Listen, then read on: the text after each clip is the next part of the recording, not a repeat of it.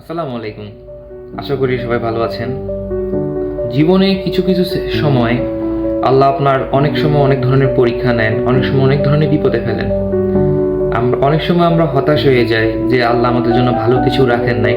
আমরা যখন পাশের মানুষের সফলতা দেখি, আসলে তখন আমাদের মাঝে ওইরকমই হচ্ছে যে কষ্ট লাগে যে আমার কেন হলো না, বা তার হচ্ছে আমার কেন হচ্ছে না। আমরা অনেক সময় নিজেকে কষ্টের সাগরে ডুবিয়ে ফেলি। কিন্তু জীবনটা আসলে আল্লাহ পরীক্ষার হলের মতো রেখেছেন। সবসময় আমাদের কোনো না কোনো পরীক্ষা দিতে হয়। আমরা সবাই হচ্ছে যে একটা প্রতিযোগিতার মধ্যে দিয়ে যাচ্ছি, যে প্রতিযোগিতায় সবসময় নিজেকে শান্ত রাখতে হয়, নিজেকে শক্ত রাখতে হয়, আর হচ্ছে যে নিজের মনোবলকে ঠিক রাখতে হয়। কিছু কিছু বিষয় আছে সেই সময়গুলোতে আসলে আমাদের দুশ্চিন্তা বেড়ে যায়, ডিপ্রেশন বেড়ে যায়, আমরা অস্থির হয়ে যাই। সেই সময়টাতে আমরা যখন আল্লাহর শরণাপন্ন হই, আল্লাহ আমাদেরকে একটা ভালো রাস্তা দেখান। আসলে আল্লাহ পরম দয়ালু, পরম দয়াশীল। সো উনি অবশ্যই চান তার প্রত্যেকটি বান্দা সবসময় সুখে থাকুক, সুস্থ থাকুক, এবং কি উনি সবসময় চান যে তার সকল বান্দারা সৎ পথে থাকুক। কিন্তু এই ক্ষেত্রটাতে আমরা আমাদের মানুষদের সবসময় একটা জিনিসই ঠিক রাখতে হবে, যে আমরা সবসময় আল্লাহর পথে থাকবো, সৎ থাকবো। আল্লাহ যে ব্যক্তি সৎ থাকে, যে ব্যক্তি ভালো কাজ করে, আল্লাহ তাকে সেই দিকে ধাবিত করেন। আর যে ব্যক্তি খারাপ কাজ করে, যে ব্যক্তি খারাপ কাজে সবসময় লিপ্ত থাকে, আল্লাহ কিন্তু তাকে ওই সাইডটাতেই সামনের দিকে নিয়ে যায়। এমনকি তার মন থেকে মায়া মহব্বত, আল্লাহর প্রতি ভয় সবকিছু দূরে সরাই দেয়। সো এই জিনিসটা আমাদেরকে সবসময় খেয়াল রাখতে হবে। আল্লাহ যাদের ভালো চান, আল্লাহ যাদেরকে পছন্দ করেন, সবসময় তাদেরকে আল্লাহ পরীক্ষায় ফেলেন। আর সেই পরীক্ষা যদি আমরা উত্তীর্ণ হতে পারি, তো সেই জিনিসটা হচ্ছে আমাদের জন্য সার্থকতা। আসলে জীবনটা অনেক বিচিত্রময়। সেই বিচিত্রময় জীবনে আমাদেরকে সবসময় নিজেদেরকে শক্ত রাখতে হবে, নিজেদের মনোবলকে ভালো রাখতে হবে, নিজের মনকে ভালো রাখতে হবে।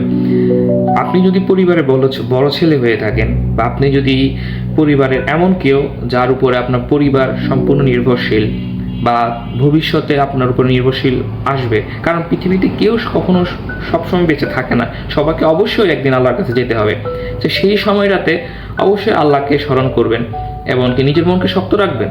কারণ হচ্ছে কি, যদি আপনি ভেঙে পড়েন, আপনি যদি আল্লাহর পরীক্ষাকে ভয় পান, এমনকি আপনার যদি দিশার হয়ে পড়েন, ডিপ্রেশনে চলে যান, সেই সময়টাতে অবশ্যই আপনাকে আল্লাহর পথে থাকতে হবে, এমনকি মনকে শক্ত রাখতে হবে। কিন্তু আপনাকে মনে রাখতে হবে, আপনার পিছনে আপনার পুরো পরিবার আপনার ভরসায়, আপনার আশায় সময় গুনতেছে, এমনকি তারা আপনাকে বিশ্বাস করে, আপনাকে ভরসা করে যে অবশ্যই একদিন আপনি ভালো কিছু করবেন।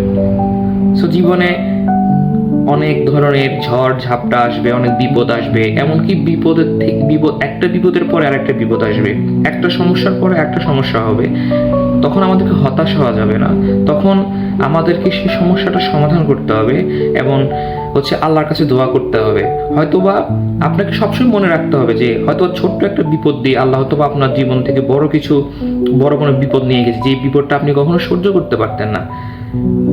আপনাকে এতটুকু বিশ্বাস রাখতে হবে, আপনি যখন ঘুম থেকে উঠেন, সেই সময়টা থেকে আল্লাহ আপনাকে খুব সুন্দরভাবে পরিচালনা করেন, আপনার খাওয়ার ব্যবস্থা করে দিচ্ছে, আপনার সব কিছু দিচ্ছে।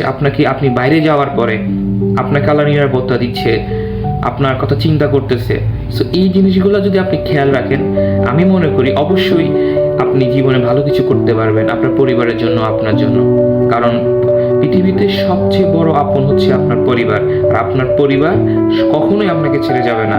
আপনার দুঃখ কষ্ট সবসময় আপনার পাশে থাকবে, সুখের সময়ও আপনার পাশে থাকবে।